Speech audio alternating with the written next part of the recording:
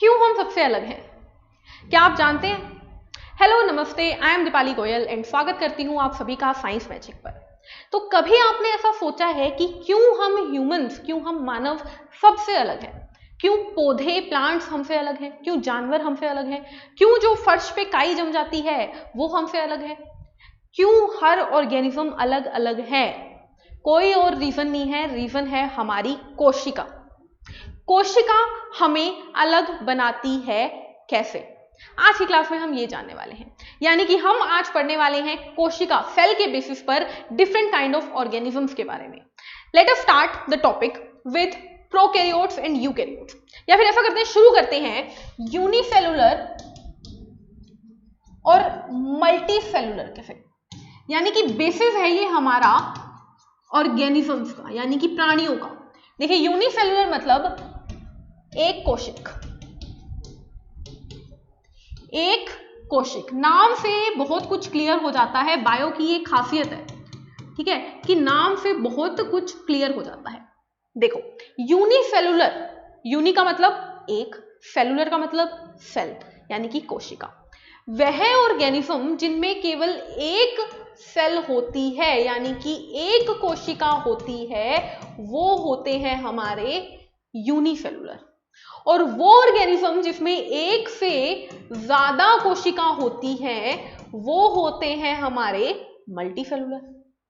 ठीक है, ज्यादा आपको याद नहीं रखना है, आपको बस इतना याद रखना है, वो ऑर्गेनिज्म जिसमें एक ही कोशिका, एक ही सेल होती है, वो होते हैं यूनिसेलुलर, यानी कि एका कोशिक। और जिसमें एक से ज्यादा सेल होती है, वो होते हैं मल्टीसेलुलर, यानी कि बहुकोशिक। तो आप लोगों को याद होगा, लास्ट क्लास में हमने पढ़ा था कि सेल से मिलकर टिश्यू बनता है। जब यहां पर सेल ही एक है तो क्या यहां पर टिश्यू बनेगा? नहीं, यानी कि यहां पर कोई टिश्यू, कोई ऊतक जो है वो नहीं होता, जबकि यहां पर ऊतक होते हैं। अगली चीज आपको याद रखना है, एक नया कंसेप्ट जो कि है डिवीजन ऑफ लेबर। क्या है डिवीजन ऑफ लेबर? बहुत ही इजी तरीके से समझेंगे, कार्य का विभाजन। देखो, मान लीजिए कि आपके घर में कोई फंक्शन है, आपके घर में कोई फंक्शन है और आप वो पर्सन है जिसको सारी जिम्मेदारियां देखनी है। आपको देखना है कि भाई गेस्ट कौन आएंगे, आपको देखना है कि खाना क्या होगा, पीना क्या होगा, क्या लेना है, क्या देना है, सब कुछ आपको देखना है, डेकोरेशन, सब कुछ आपको देखना है। ठीक है, यानी कि जितना भी काम है सारा आपको करना है, क्योंकि आप ही अकेले संभालने वाले हो। यानी कि आप कौन हो? एक कोशिक। यानी कि आपके पास क्या है? एक ही सेल है जो कि क्या करेगी? सारे काम करेगी, यानी कि कार्य का विभाजन नहीं होगा। जब अकेले आप ही वो इंसान हो जो काम कर सकता है, तो कार्य बटेगा किसमें? किसमें भी नहीं। लेकिन मान लीजिए आपकी फैमिली में आपकी ही एज के 2-4 जने और हैं जो कि आपके दोस्त हैं या आपके भाई बहन हैं। वो क्या कहते हैं? वो कहते हैं कि चलो हम सब एक जना काम नहीं करेगा, हम सब मिलजुल के काम करते हैं। ठीक है, तो आप अब कुछ काम करोगे, कुछ काम आपका एक ब्रदर करेगा, कुछ काम आपका एक सिस्टर करेगी, तो इस तरीके से आपके भाई बहन मिलकर उस काम को पूरा करेंगे। समझ में आया? यानी कि अब कार्य जो है, अब जो कार्य है वो बट गया है। वो क्या हो गया है? बट गया है, यानी कि डिवाइड हो गया है। ठीक है, पहले जो काम अकेला एक ऑर्गेनिज्म की एक सेल कर रही थी, अब वो कई सेल करेगी। ठीक है, और एका कोशिक तो कई, जब सेल ही एक है तो काम अकेली करेगी ना, तो ये डिवीजन ऑफ लेबर इनमें एब्सेंट होती है। लेकिन यहां पर सेल ज्यादा है तो काम भी विभाजित हो जाते हैं, वर्क जो है वो डिवाइड हो जाता है, तो यहां पर डिवीजन ऑफ लेबर प्रेजेंट होगी। क्या होगी? प्रेजेंट होगी। अगली चीज आपको क्या याद रखनी है यूनिसेलुलर और मल्टीसेलुलर में, जिससे क्वेश्चन पूछा जाता है, वो ये है, कौन है यूनिसेलुलर? तो आपको दो एग्जांपल याद रखने हैं। एक याद रखना है अमीबा, क्या याद रखना है? अमीबा। और दूसरा याद रखना है पैरामीशियम। क्या याद रखना है? पैरामीशियम। ये दो वो ऑर्गेनिज्म हैं, वह प्राणी हैं जो कि एक ही सेल के बने होते हैं। ठीक है, अमीबा कैसा होता है? अमीबा देखो कुछ इस तरह का, ये होता है अमीबा, जिसका एक न्यूक्लियस है, एक ही सेल होती है इसमें, यही खाना खाती है, यही खाना पचाती है, यही डाइजेशन, यही रेस्पिरेशन, यही एक्सक्रीशन, उत्सर्जन भी यही करती है, सारे काम, चाहे डाइजेशन हो, यानी कि खाना पचाना हो, चाहे ईजेशन हो, खाना निकालना हो, ठीक है, चाहे एक्सक्रीशन हो यानी कि उत्सर्जन हो, चाहे श्वसन हो यानी कि रेस्पिरेशन हो, सभी इसी को करना है क्योंकि ये क्या है, ये यूनिसेलुलर है, एक ही सेल की बनी हुई है। ये कौन है, ये है हमारी अमीबा। ये कौन है, हमारी अमीबा। उसी तरीके से पैरामीशियम कैसा होता है, पैरामीशियम को चप्पल जैसा प्राणी कहते हैं, ऐसा होता है। ये हमारा पैरामीशियम है, इसके पास ये इसका डीएनए होता है, इसके ऊपर बहुत सारे हेयर लाइक प्रोजेक्शंस होते हैं जो कि इसकी पूरी बॉडी से निकलते हैं, सीलिया, और इसके अंदर होती है एक बहुत बड़ी सी फ्लैजेला। ये है हमारा पैरामीशियम। इसके अंदर भी क्या है, पचाना भी इसी को ही है, इजेशन भी इसी को करना है, उत्सर्जन भी, श्वसन भी, क्योंकि ये एक ही सेल का मिलकर बनता है। ठीक है, तो ये एग्जांपल है यूनिसेलुलर के। आगे चलते हैं, हमने मल्टीसेलुलर देखा, तो मल्टीसेलुलर के एग्जांपल कौन है भाई, मल्टीसेलुलर के एग्जांपल है हमारे पास कौन, हम ह्यूमंस, एनिमल्स, प्लांट्स, पौधे जितने भी हैं वो मल्टीसेलुलर है, क्योंकि उनमें कार्य करने के लिए अलग अलग बॉडी पार्ट्स हैं जो अलग अलग काम करते हैं। यानी कि हमारे अंदर देखो, हमारा जो पेट है वो डाइजेशन का काम कर रहा है, हमारे फेफड़े, हमारे लंग्स हैं वो रेस्पिरेशन का काम कर रहे हैं, हमारे गुर्दे, हमारी किडनी एक्सक्रीशन का काम कर रही है, हमारा ब्रेन हमें नियंत्रित कर रहा है। तो अलग अलग बॉडी के पार्ट्स हैं जो अलग अलग काम कर रहे हैं, जबकि अमीबा में सब कुछ वही एक सेल है जो सारा काम करेगी। ठीक है, ये होते हैं, इसीलिए इसी वजह से ऑर्गेनिज्म अलग अलग टाइप के होते हैं, क्योंकि उनमें अलग अलग टाइप की सेल होती है। कोई एक सेल का बना हुआ है, कोई 4 का, कोई 8 का, कोई मिलियंस का, हम लोग ट्रिलियंस ऑफ सेल के बनते हैं। ठीक है, तो इस तरीके से सेल के नंबर के बेसिस पे अलग अलग ऑर्गेनिजम्स होते हैं। अगली चीज आपको पढ़नी है कि ऑर्गेनिज्म में और क्या होता है। देखो, सेल के नंबर के आधार पर यूनिसेलुलर और मल्टीसेलुलर हो गए। अब सेल के टाइप की बात करते हैं, यानी कि किस प्रकार की सेल पाई जाती है, उस बेसिस पे भी 2 प्रकार के ऑर्गेनिज्म होते हैं। सिंपल सा मान के चलना है आपको। पहले ऑर्गेनिज्म का नाम बताती हूं, होते हैं प्रोकैरियोट्स, प्रोकैरियोट, क्या होते हैं, प्रोकैरियोट,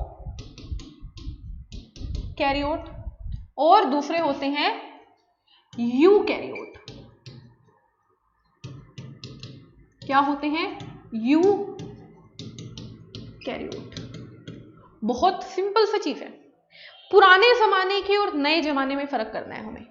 सबसे पहले एक फोन आया था नोकिया का, ठीक है, वो जो नोकिया का फोन था कितने पुराने जमाने का था, उसके अंदर सारे फीचर्स पुराने जमाने के थे। और आज जो इतने बड़े बड़े एंड्रॉइड फोन आ रहे हैं उसमें नए नए फीचर्स हैं, नई नई चीजें हैं, बस वही यहां पर है। दुनिया जब बनी तो सबसे पहले जो जीवित प्राणी आए ना, सबसे पहले जो लिविंग ऑर्गेनिज्म आए ना, वो बहुत पुराने जमाने के थे, यानी कि वो क्या थे, प्रोकैरियोट।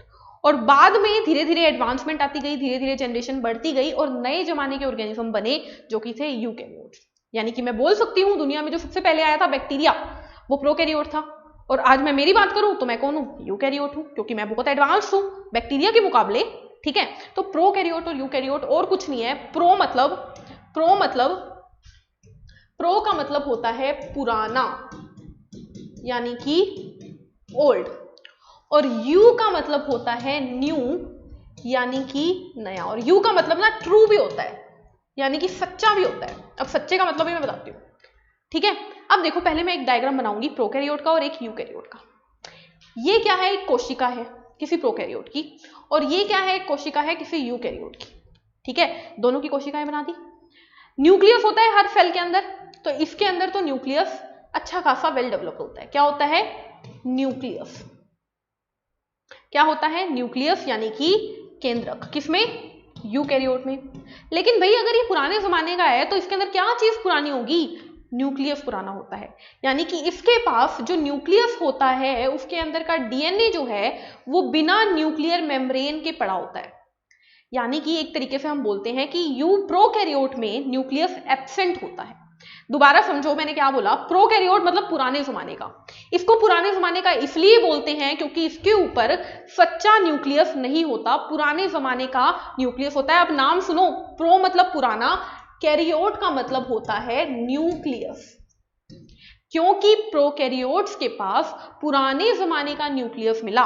कोई एक ऑर्गेनिज्म हमें मिले, कोई प्राणी हमें मिले, जिनको हमने जब देखा अंदर से, माइक्रोस्कोप के अंदर देखा, तो हमने देखा कि यार ये तो पुराने जमाने का है, इसका तो न्यूक्लियस जो है, इसके अंदर तो न्यूक्लियस है ही नहीं, इसका तो डीएनए ऐसे ही पड़ा है। ठीक है, ये हमने देखा कि इसके पास न्यूक्लियस नहीं है, इसके पास डीएनए ऐसे ही पड़ा है, तो हमने उसको नाम दे दिया प्रोकैरियोट। और आज की जनरेशन की जब कोई कोशिका उठा के देखी तो हमने देखा वाह, इसके पास तो न्यूक्लियस है, जिसके पास न्यूक्लियर मेम्ब्रेन भी है, तो वो क्या हुआ, यूकैरियोट। ठीक है, तो प्रोकैरियोट और यूकैरियोट क्या होते हैं? प्रोकैरियोट वो होते हैं जिनके अंदर न्यूक्लियस एब्सेंट होता है, केंद्रक एब्सेंट होता है। तो इनमें होता क्या है, इस चीज को जो ऐसे पड़ी है ना, इसको इनको बोल देते हैं न्यूक्लियोइड। क्या बोल देते हैं? न्यूक्लियोइड या न्यूक्लियोलस। और इनमें क्या है? न्यूक्लियस। उसी तरीके से पुराने जमाने के फोन की तो बॉडी तो पुरानी होती है, बॉडी पुरानी है ना, और आज के फोन की बॉडी कितनी अच्छी है। उसी तरीके से पुराने जमाने के फोन में फीचर्स कम होते थे, तो यहां पर भी जो साइटोप्लाज्म है ना, इसमें भी साइटोप्लाज्म है। साइटोप्लाज्म के अंदर बहुत सारी ऑर्गेनेली होती है, कोशिकांग होते हैं, यहां पर नहीं होते, लेकिन यहां पर कोशिकांग होते हैं। ठीक है, जैसे जैसे हम सेल ऑर्गेनेली पढ़ेंगे ये बात आपको और ज्यादा क्लियर हो जाएगी। यानी कि प्रोकैरियोट और यूकैरियोट में फर्क क्या है? मेन जो फर्क आपको याद रखना है वो यही है कि प्रोकैरियोट में पुराने जमाने का न्यूक्लियस होता है और यूकैरियोट में सच्चा न्यूक्लियस होता है, यानी कि नए जमाने का न्यूक्लियस होता है। क्लियर है ये बात? तो ये थी हमारी आज की क्लास की डिटेल कि क्यों ऑर्गेनिज्म अलग अलग टाइप के होते हैं, क्यों बैक्टीरिया हमसे अलग है, हम अलग है। इसके एग्जाम्पल कौन है? इसका एग्जाम्पल आप पैरामीशियम याद रख सकते हैं। क्या याद रख सकते हैं? पैरामीशियम। ठीक है, और इसका एग्जाम्पल ह्यूमंस याद रख सकते हैं। ठीक है, एग्जाम्पल पे कभी क्वेश्चन नहीं आएगा, क्वेश्चन सिर्फ इतना आएगा कि जिस ऑर्गेनिज्म के अंदर न्यूक्लियस एब्सेंट होता है वो कौन सा है, आप बोलोगे प्रोकैरियोट्स। क्लियर है? बस इतना ही क्वेश्चन आएगा। चलिए, इसके बाद हमें क्या पढ़ना है? इसके बाद हमें पढ़ना है आगे की डिटेल। हमने क्या देखा? हमने देखा कि कोई भी जो सेल है उसके पास क्या होता है? एक सेल मेम्ब्रेन होती है। क्या होती है? एक सेल मेम्ब्रेन, यानी कि कोशिका झिल्ली होती है एक। और क्या होता है? कोशिका द्रव होता है। क्या होता है? कोशिका द्रव्य होता है, साइटोप्लाज्म। और क्या होता है? और होता है केंद्रक, यानी कि न्यूक्लियस, केंद्रक। अब हमें इन्हीं तीनों की डिटेल पढ़नी है, लेकिन उससे पहले आपको एक चीज जाननी है कि बहुत सारे ऑर्गेनिजम्स होते हैं, ठीक है, जिसमें पौधे की बात कर रही हूं मैं, प्लांट्स की बात कर रही हूं, और जंतु यानी एनिमल्स की बात कर रही हूं। तो जितने भी प्लांट्स होते हैं ना, क्या होते हैं? जितने भी पौधे होते हैं उनके पास सेल मेम्ब्रेन के बाहर एक और कवर होता है, यानी कि उन्होंने एक कंबल के ऊपर दूसरा कंबल ढका हुआ है खुद की प्रोटेक्शन के लिए। उसे बोलते हैं सेल वॉल, यानी कि कोशिका की दीवार या कोशिका भित्ति। ठीक है, क्या बोला मैंने? एक सेल है जिसके पास सेल मेम्ब्रेन होता है, साइटोप्लाज्म होता है, न्यूक्लियस होता है, लेकिन प्लांट के अंदर, पौधों के अंदर सेल मेम्ब्रेन के बाहर भी एक झिल्ली होती है। देखो, आपको मान लीजिए बारिश होगी, मान लीजिए बारिश आई, आप लोग क्या कर सकते हो? आप लोग जाके किसी छत वाले एरिया में जाके रह सकते हो, ठीक है, किसी छत वाले रीजन में जाके खड़े हो सकते हो। क्या पौधे ऐसा कर सकते हैं? प्लांट्स तो जहां पे खड़े हैं बारिश भी झेलनी पड़ेगी, ठंड भी, गर्मी भी, आप तो बहुत कुछ कर सकते हो। इसीलिए प्लांट्स के ऊपर एक और कवरिंग पाई गई जो कि उसको बचाकर रखती है हर चीज से, जिसे बोलते हैं कोशिका भित्ति यानी सेल वॉल। किसमें होती है? प्लांट्स में। ठीक है, तो आज हम डिस्कस करेंगे सबसे पहले सेल वॉल के बारे में, फिर सेल मेम्ब्रेन के बारे में, फिर कोशिका द्रव में पाई जाने वाली चीजों के बारे में, और फिर न्यूक्लियस के बारे में। तो let us start with cell wall. ठीक है, सेल वॉल, जो 4-5 चीजें मैं बताऊंगी बस आपको वही याद रखनी है। आपके एग्जाम में उससे बाहर कभी भी नहीं पूछा जाएगा। कोई भी एग्जाम उठा लो, आप क्वेश्चन पेपर उठा लो, उसमें देख लो क्वेश्चंस, आपको इससे बाहर नहीं मिलेंगे। पहला सेल वॉल का पॉइंट ये है कि ये प्लांट सेल में, यानी कि पादप कोशिकाओं में, पादप कोशिकाओं में प्रेजेंट होती है, यानी मौजूद होती है। और दूसरा पॉइंट क्या है? ये एनिमल सेल में, यानी कि जंतु कोशिकाओं में, जंतु कोशिका में नहीं होती। ठीक है, तीसरा पॉइंट आपको याद रखना है कि जो सेल वॉल होती है वो डेड होती है, यानी कि मृत होती है। क्या होती है? मृत होती है, मरी हुई होती है, इसके पास कुछ नहीं होता जो कि इसको जिंदा रखे। ठीक है, सेल वॉल मृत होती है। चौथा पॉइंट याद रखना है कि सेल वॉल बनी होती है सेलुलोज की। किसकी? सेलुलोज की। सेलुलोज क्या होता है? सेलुलोज एक शर्करा का टाइप है, शर्करा कार्बोहाइड्रेट का एक टाइप है। ठीक है, सेलुलोज पॉलीसेकेराइड है। ठीक है, इसकी बात भी हम करेंगे आगे। सेलुलोज किसकी बनी होती है? सेल वॉल सेलुलोज की। ठीक है, नेक्स्ट क्या याद रखना है आपको? ये काफी ज्यादा सॉलिड होती है, ठोस होती है, रिजिड होती है, सख्त होती है। ठीक है, तो सेल वॉल के बारे में हमने पढ़ा, हमने देखा कि सेल वॉल जो होती है वो पादप कोशिकाओं में मौजूद होती है, जंतु कोशिकाओं में एब्सेंट होती है, डेड होती है, सेलुलोज की बनी होती है और सॉलिड और रिजिड होती है। उसके बाद आपको याद रखना है कि ये तो मैंने किसकी बात की? प्लांट सेल वॉल की। अगर आपसे पूछ लिया जाए बैक्टीरिया की सेल वॉल, बैक्टीरिया की सेल वॉल यानी कि जीवाणु की सेल वॉल, कोशिका भित्ति किसकी बनी होती है? तो सेलुलोज की नहीं होती। यहां पर आपको याद रखना है पेप्टिडोग्लाइकन,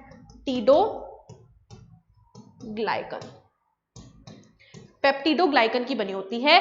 प्लांट सेल की बनी होती है सेलुलोज की, और बैक्टीरिया की बनी होती है पेप्टिडोग्लाइकन की।